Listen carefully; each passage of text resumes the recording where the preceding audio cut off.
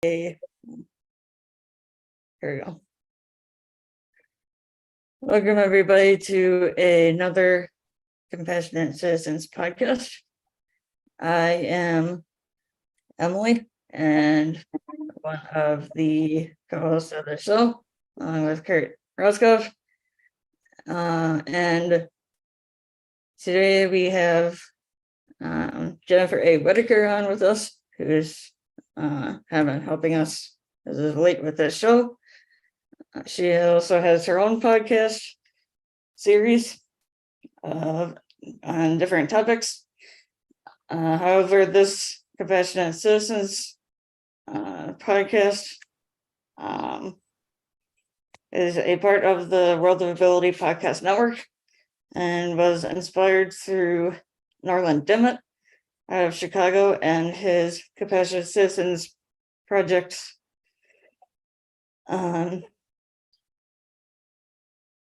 work down there.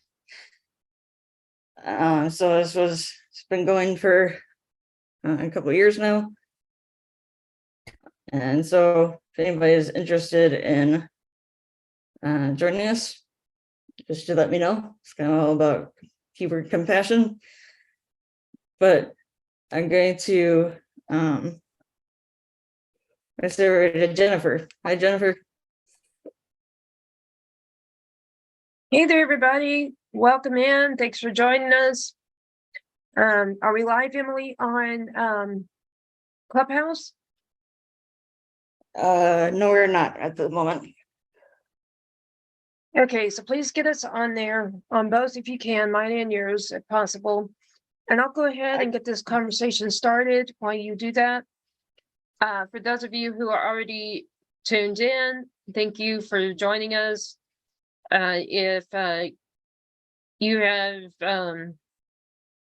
anything to share, then please go to calendly.com/Jaws Coffee Chat and get on the Wednesday episode that's for June 28th, 2023 at 3 p.m. Central. And we'll be sure to watch there and let you in. And I'll let you speak too. Today's topic is about mental health related. So compassion can be expressed in multiple ways. And also there are some ways common to the struggle of those with mental illnesses, such as depression or the flight mode of PTSD, the low mood of people with schizophrenia, and others that are the low moods that make us feel down and often make us suicidal, that can all be different conditions, but they have similarities. And some of the similarities are suggested in cases like my uncle. Some of y'all may have heard me talking about how in January of 2023, my year started off rough because at New Year's Day and in the late part after Christmas of 2022, we had COVID, but by the time the three of us in this house got over it, my mom flies to see her older sister. Her older sister passed away in her hands. So here's my mom holding her older sister, and her older sister just dies while she is holding the sister in her hands. She's obviously traumatized by it and by what hurt my aunt. But then I was hurt and other people were hurt too, because she was so loved. She was so valuable. She brought such meaning to the world. And she especially did to my uncle, the one that was her husband from 1996 until 2023, when she passed. And he basically attempted suicide by overdosing on alcohol, intentionally consuming more than his body could properly handle, that somehow put him in a case of pneumonia and something medical also happened, possibly a stroke or something that we never really knew what, but he could no longer open his eyes. He could no longer sit up. So he was practically a vegetable, even though he was still breathing and he could still talk, but he couldn't even open his eyes. He couldn't even sit up to do anything besides laying in bed, his eyes locked shut, and his hands and lips were the only things he could move. Because of that, a relative that I believe was his sister, his closest family member, that the hospital gave the privilege to make the decision for him, asked my uncle himself instead of deciding for him, "Uncle David, do you want them to pull the plug?" And he said, "Yes, I'm ready to die." So they actually pulled the plug upon his own decision making, his own will and desire to leave this world. And he was gone within a matter of hours. How many cases like this go undiagnosed? And yet, these people, sometimes they think when they're in these depressions or these flight modes or other kind of low moods that they're doing the world a favor because their false thoughts say that the world doesn't want them anymore. Or like how I personally have experienced with my depression, where I say I'm nothing but a source of a bunch of medical bills.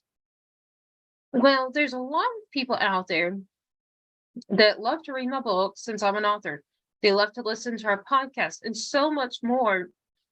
But I know for myself, even though you could say there's ways that you value me or my productions or my products or my business, because, you know, some of y'all I see at some of my doctor's appointments, some of y'all I see when I go out in public and to Starbucks and Poochie's and other places like my gym, Lifetime, and so forth.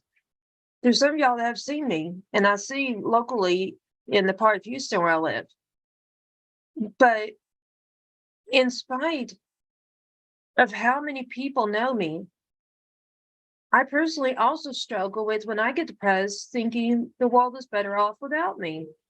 And that is just a very common and strong thought that is very convincing when someone is in one of these low moods.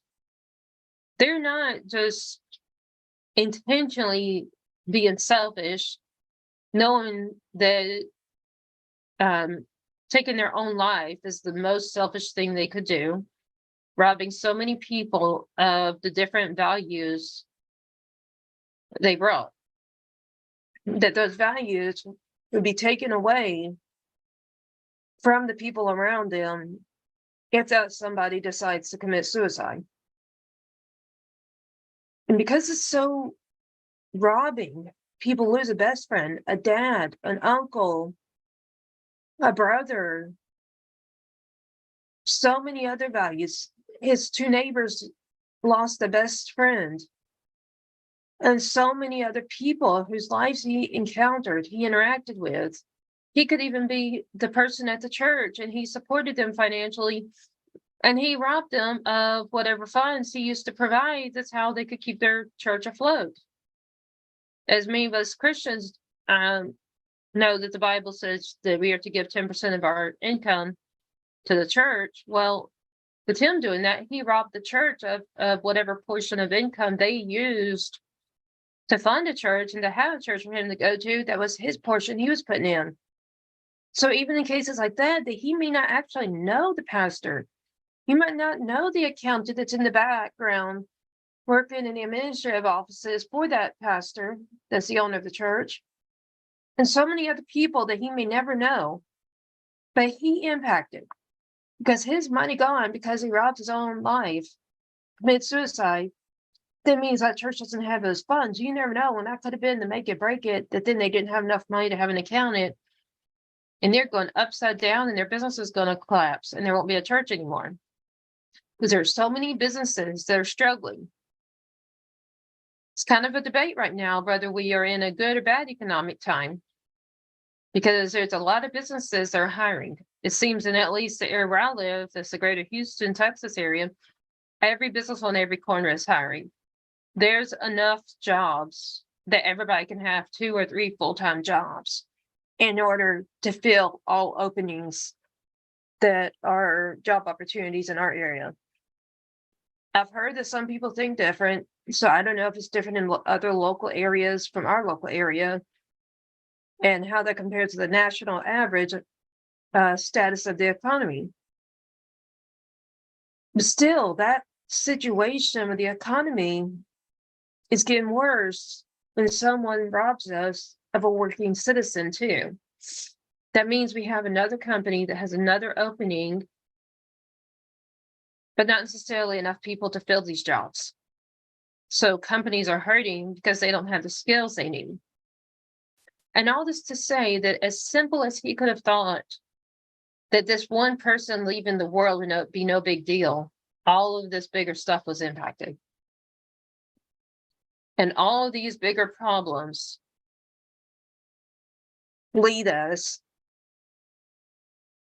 to issues related to what the Project Die Hard is all about. Because Project Die Hard focuses on so many people, mostly veterans, but then they specialize with veterans. But no, mental health is not isolated only to those who are veterans. I'm not a veteran. I have mental health problems. And so it's, even though that's their focus, that doesn't mean veterans are the only ones it applies to. There are so many other people, in addition to the veterans, that battle with suicide every day. There's so many increasing deaths. I mean, yes, now we have not just increases in suicide, but we have other deaths, like the increases in massive shootings.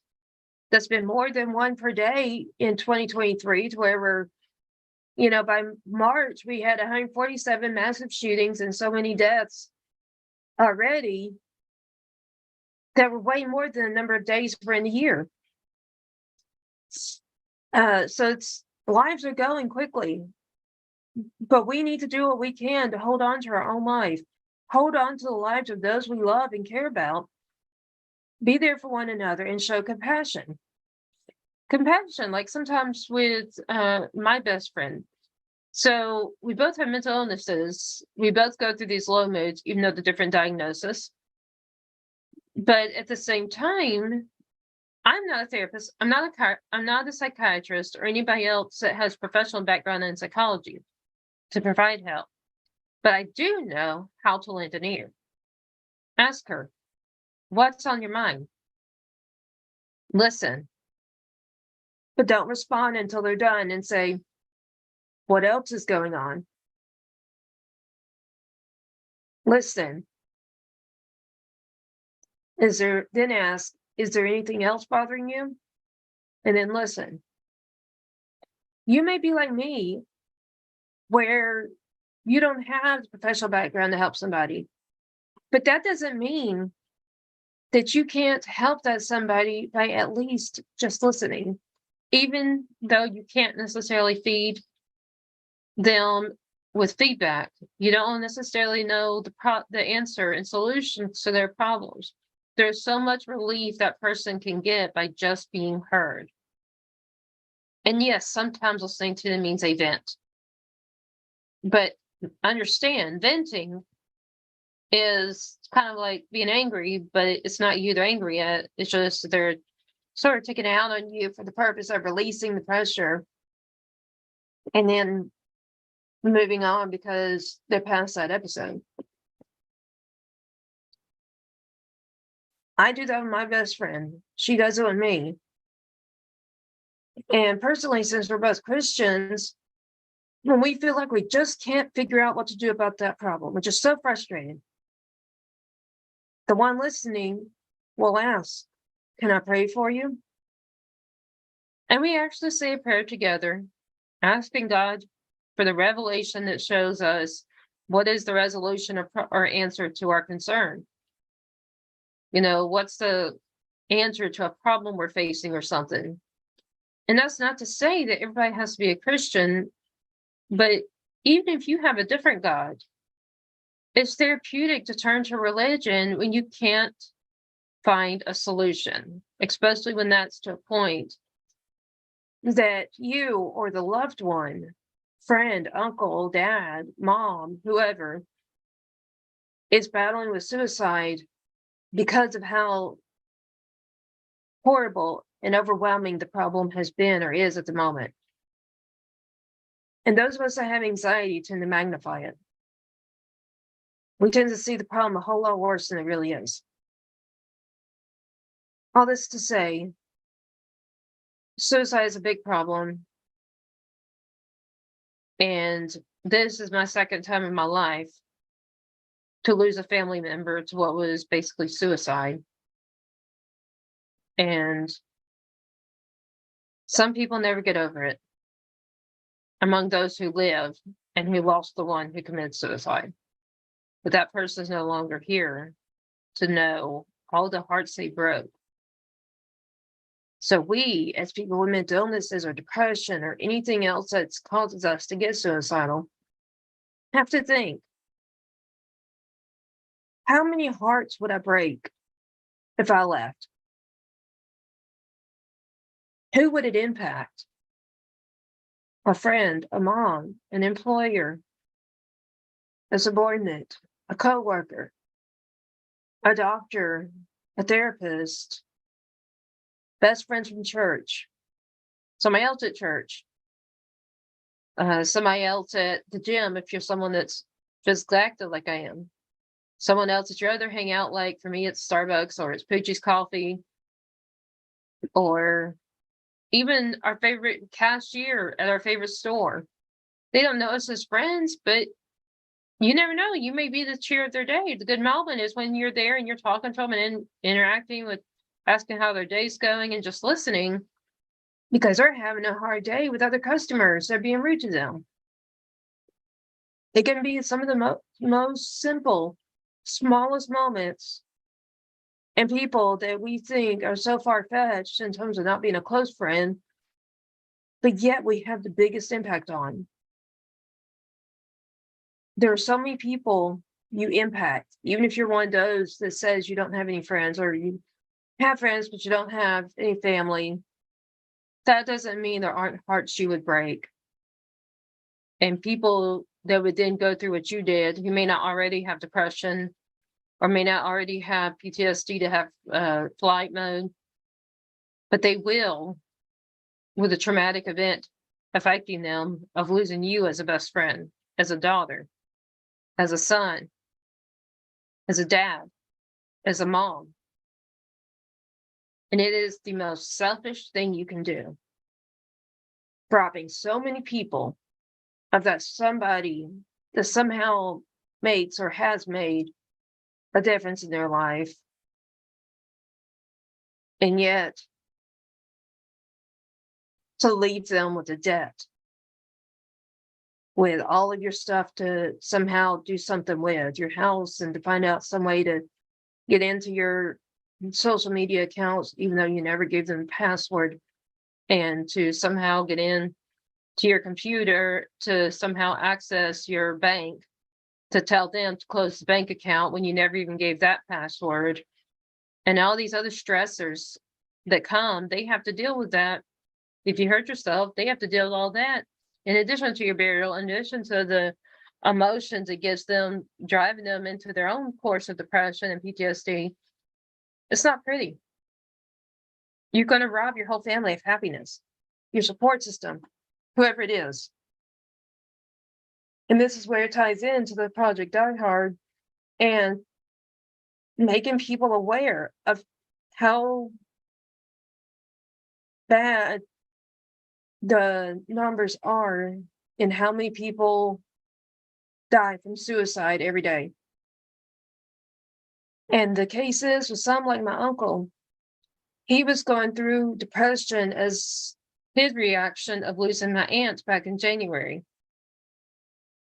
He dealt with it by basically becoming an alcoholic. He consumed alcohol and he intentionally did enough to become drunk and not just a buzz and a little tipsy.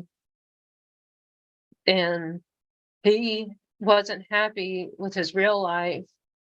So he somehow escaped into what was some kind of better world, which was the stage of being really drunk, until he decided one day he was going to do something and consume such excessive amounts that he, by his own will, he actually died.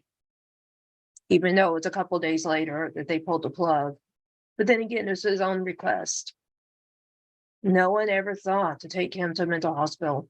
No one ever thought to call the police and tell them that he was attempting suicide.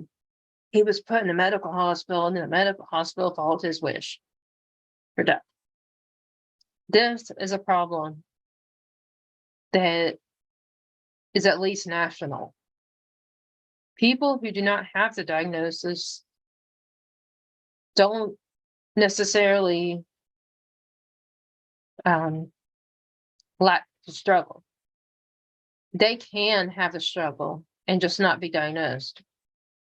Because until you see a healthcare provider, therapist, psychiatrist, or a primary care doctor that recognizes your condition, some kind of mental illness, then you don't know you have that problem, and neither would the police or anybody else that could have called the police to tell them, hey, she's struggling with suicide. Can you put her in a mental hospital? Or can you take her to her psychiatrist? Or can you put her in a day program? So many ways we can get help. And if our best friends know we have these conditions, then, or even your family, the people you work with, so many people that you interact with every day or regularly, even if it's only once a month, like how my social life is with some of my best friends since I'm so busy working. But still, whoever are those people you regularly interact with, however frequent, make them aware of your condition after you get a diagnosis. But to get a diagnosis, you have to see some kind of doctor or a therapist. And if you don't have a doctor, look for a primary care that's a general doctor and ask him or her. And they will probably ask you questions that have to do with symptoms. And if they can't spot on diagnose what your exact mental illness, they may send you to a psychiatrist or a therapist or both. And those two people will be able to say, what is your condition, and help you through it. But don't rob your friends or your family of someone they love. That's the worst thing you can do. That is the most selfish thing you can do. If you are one of those struggling, Emily, what number can they call or email for Project Die Hard to help them? Well, the Project Die Hard is mostly veterans. It's the building is for up to 12 veterans and then 2 veterans and their families. And so if you are a veteran and are struggling in any way, whether that's connected with the transition from civilian life and active duty or anything else, the email is contact@projectdiehard.org. Contact@projectdiehard.org.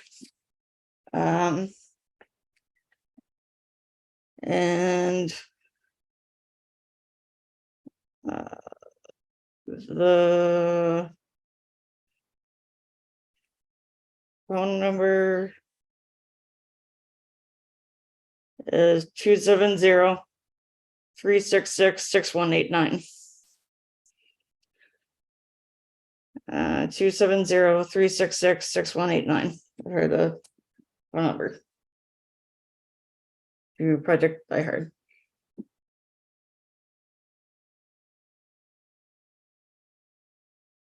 but they are, yeah, so Project I Heart is all about bringing hope to veterans and helping veterans with help they need, especially with during transition. They're looking to have a facilities around the country. But first we need to get this first one up and going, which is in Wakanda, Illinois. It's a 10,000 square foot building on 20 acres. And they are looking to renovate it to house, like I said, 12 veterans and then 2 veterans and their families. And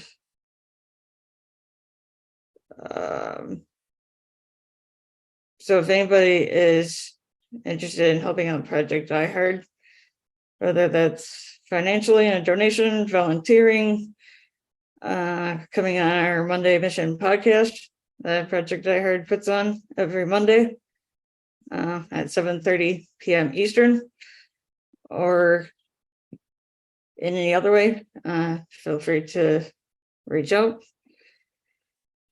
and can get you started on that direction. Monday, or not Monday, Project I Heart was started a couple, like 5 years ago, 4 or 5 years ago. And by Brian Gibson out of Paducah, Kentucky, who is a veteran himself, former veteran. And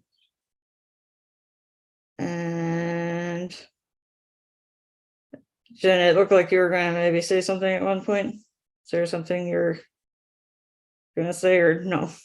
I was yawning. Okay.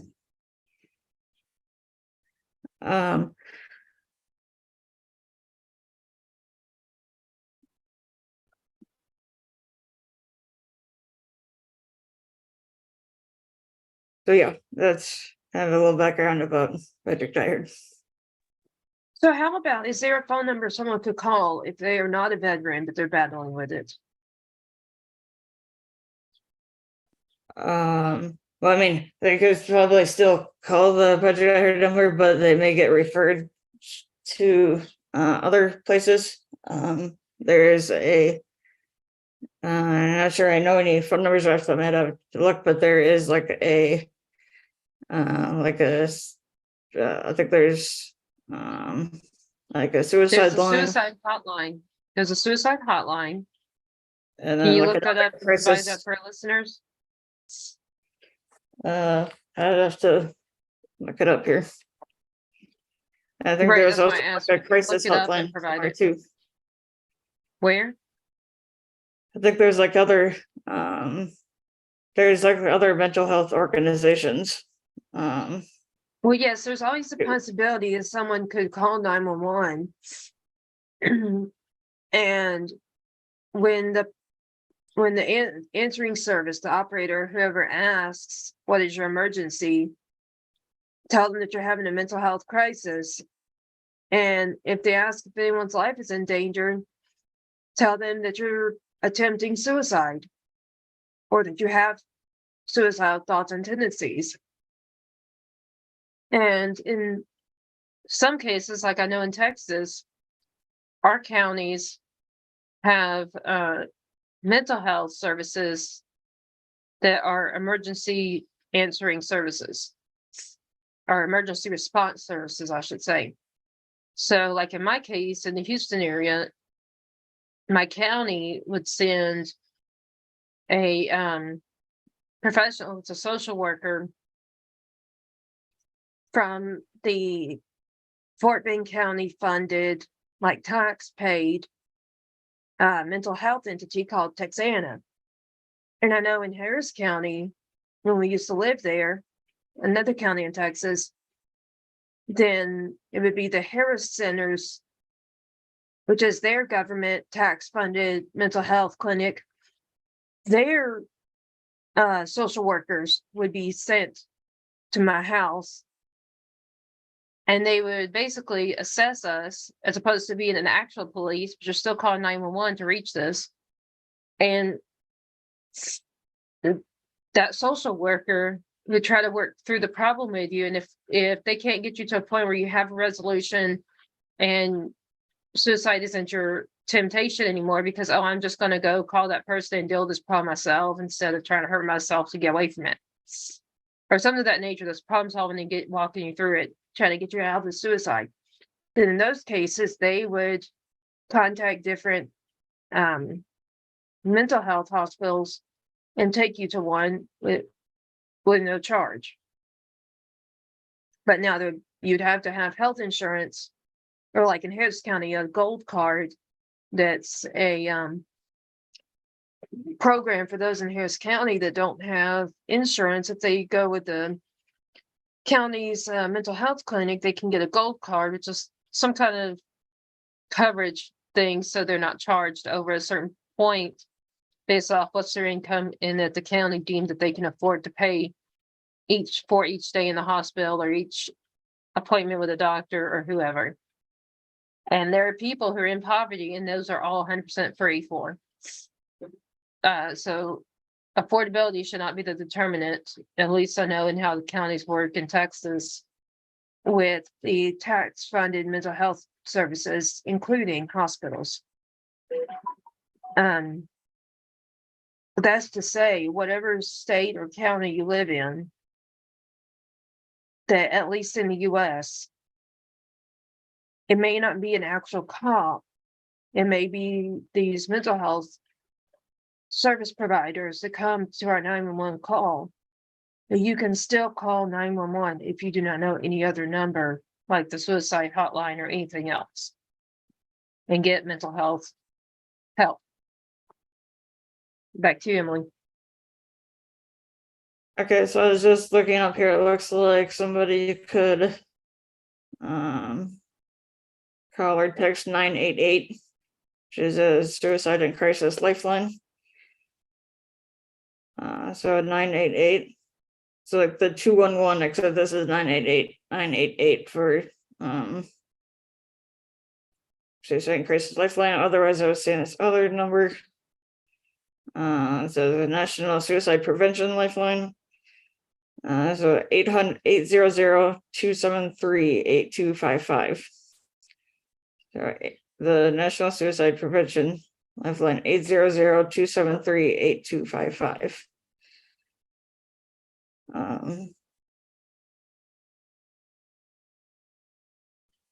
So there's a couple numbers there for if you yourself or know somebody who is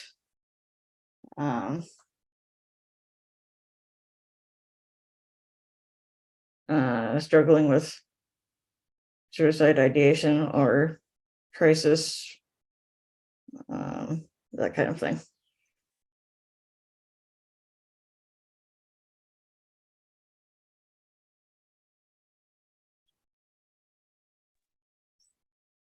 How are we doing on the time? We could probably go a little bit longer yet. But wasn't there something else you were wanted to connect with, or am I missing something? So we went over the Project Die Hard. We went over my uncle and how I was connecting that with compassion, because committing suicide is the most selfish thing we can do, because we rob people, a best friend, a daughter, a sister, a son, and so many other things. So I hit those angles. So how about what you have to say related to the conversation? Have you experienced anything or seen anything, read about anything related to this? Oh, one thing I missed with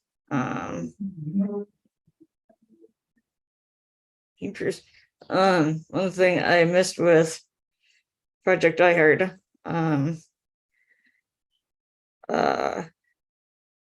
they'd help veterans for up to a year at the facility. But I guess sort of my connection with this whole suicide kind of issue outside of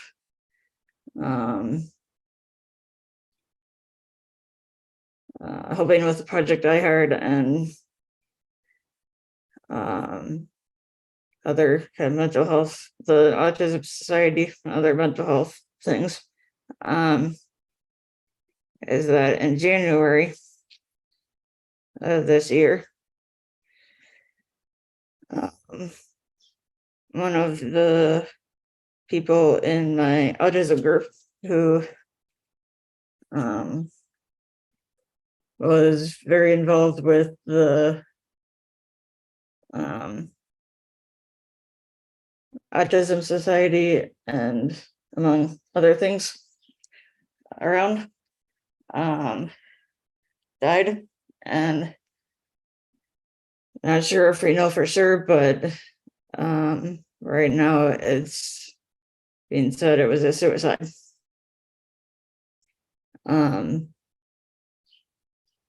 And so I guess my so it was kind of a shock to everybody in the group and connected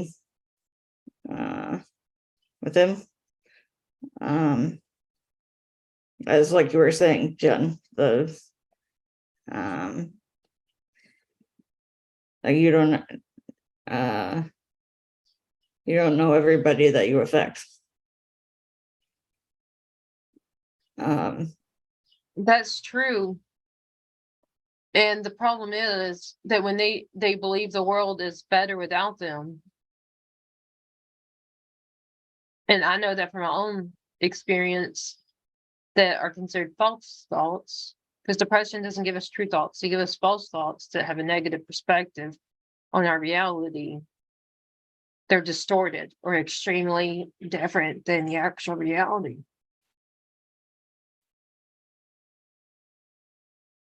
So with those false thoughts, they don't think they're making the world worse off as far as impacting in the negative ways. Often people think by committing suicide, they're relieving the world around them of some kind of burden. It's false, but it's very strong, convincing thoughts we get when we're in those moods. The flight or the depression or other low moods. It's like you're saying, it's not true, but they get those very strong thoughts, and we have to be aware of them and question their accuracy when we have those thoughts, and to learn to realize they are not the truth. So we need to get help when we have those. Go ahead.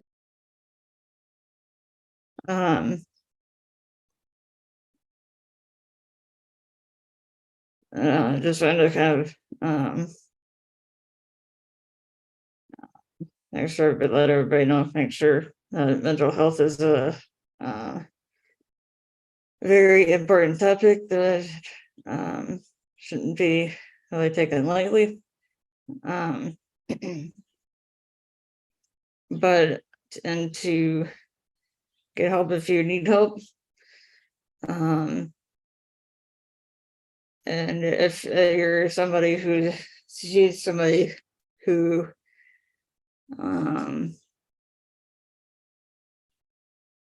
maybe exhibiting the symptoms, kind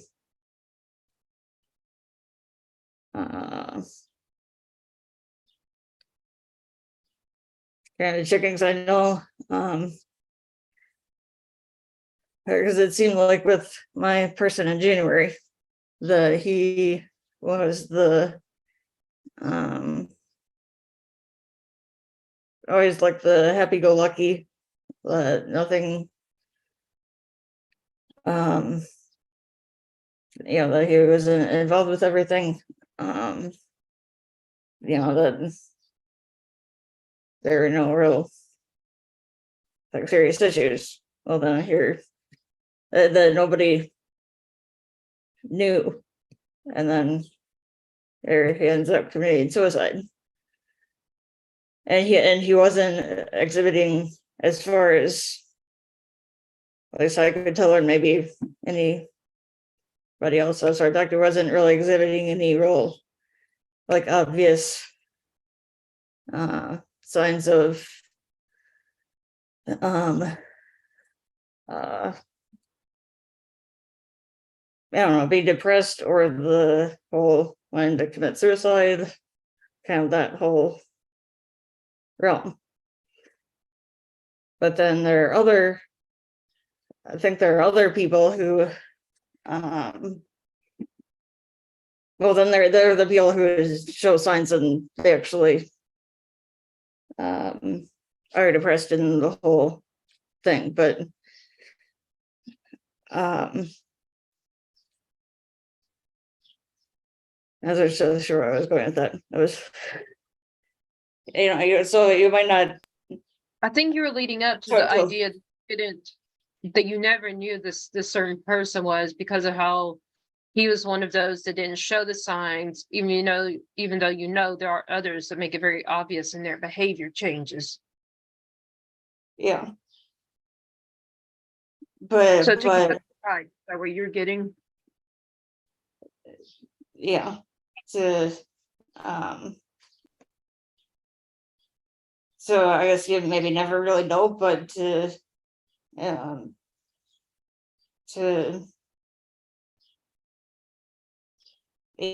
really take it for granted and to really get help when you really need help. And if something is so concerning, to kind of check it out to make sure it's not something that is maybe more serious than maybe what's on. That kind of thing.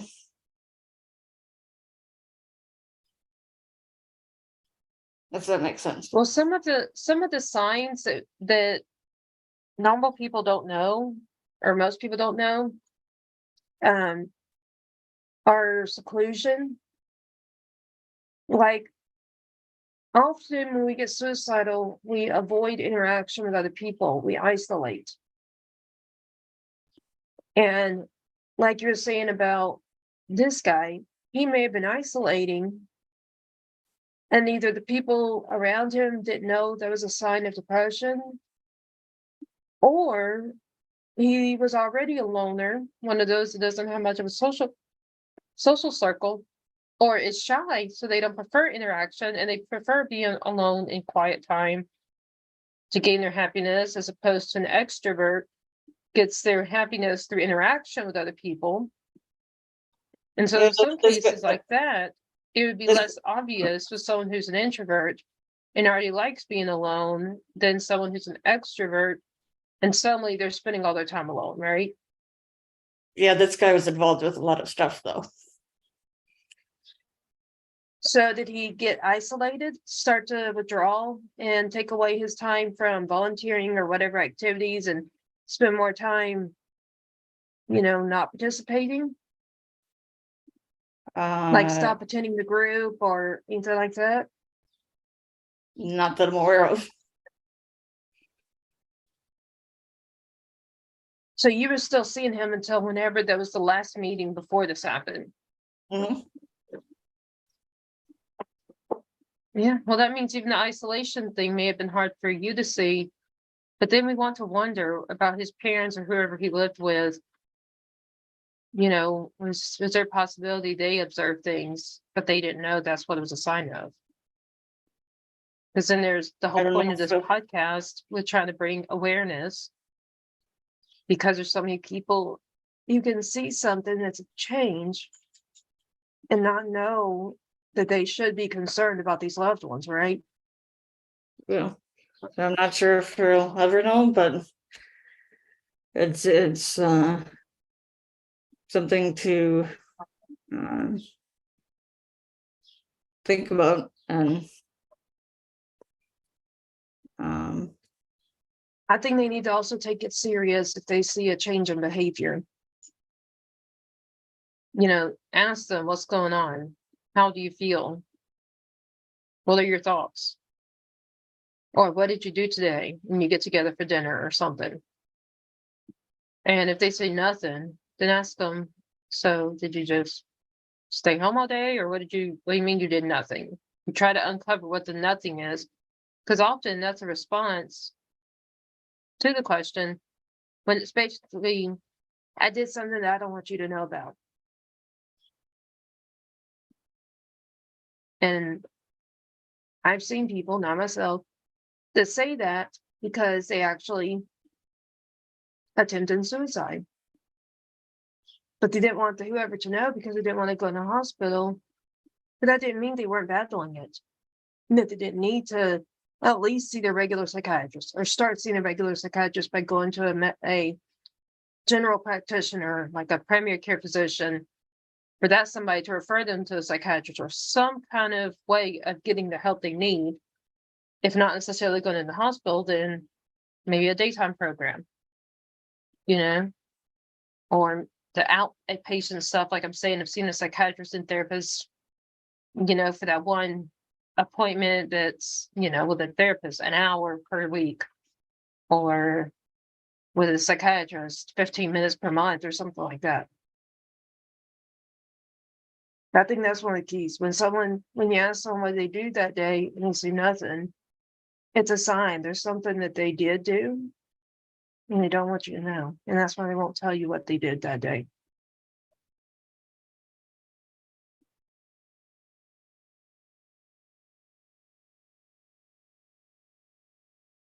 Back to you, Emily. I think we might be getting to close to the end here. But Jen, would you like to say anything about your podcast or how somebody could get a hold of you if they see this and had any questions or want to talk with you about anything?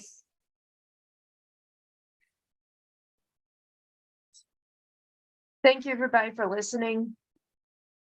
Then again, I'm co-host Jennifer A. Whitaker, also owner of the podcast called Jaws Coffee Chat, where we have 4 or 5, maybe more shows than I've counted. But you can find us at www.jensbooksandmore.com. That's J-E, N as in Nancy, N as in Nancy, S as in Sam, books, A-N-D, more.com. That's our website.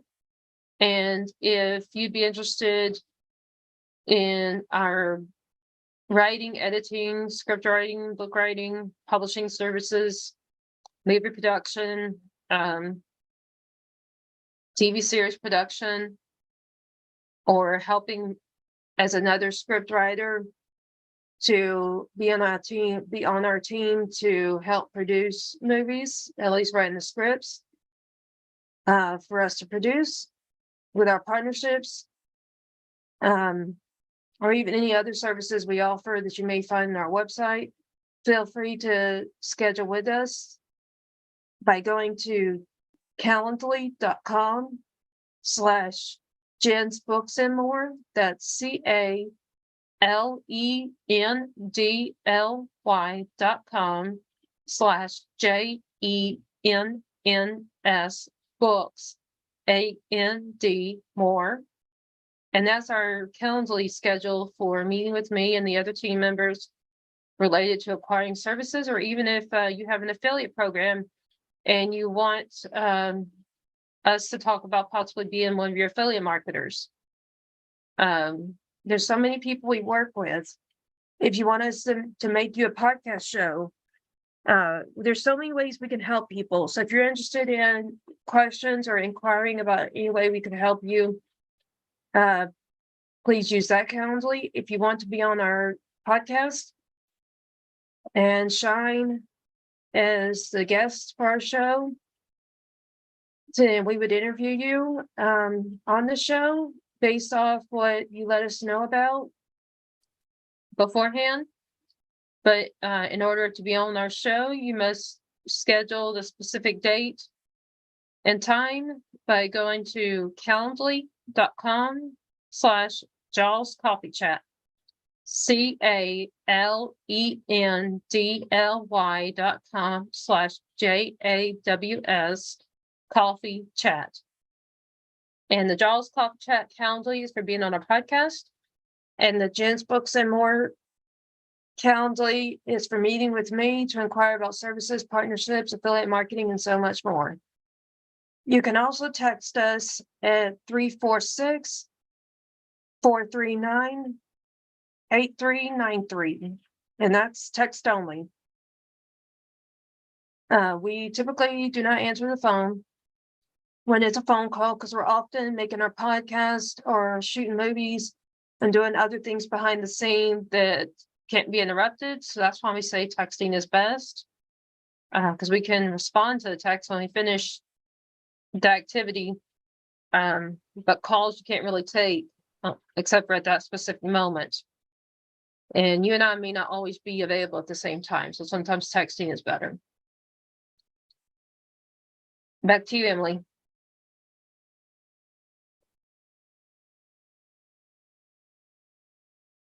As I said before, this podcast is a part of the World of Ability Podcast Network.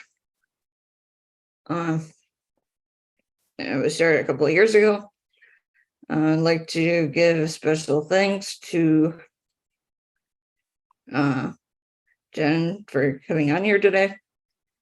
Being one of the podcasts that we help out with. Also to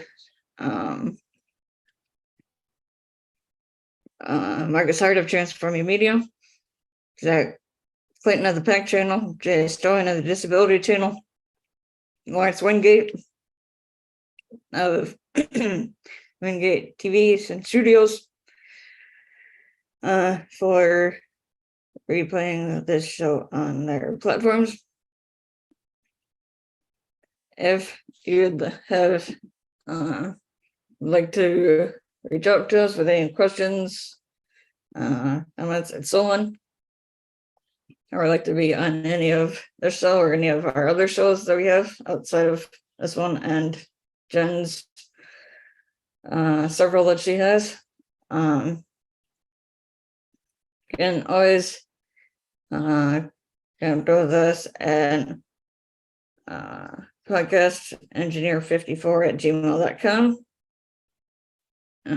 Podcastengineer54@gmail.com or 262-372-1754. So on behalf of Jen, myself, Kurt, and the rest of the World of Ability Podcast Network, we wish you a safe and productive week and to stay happy.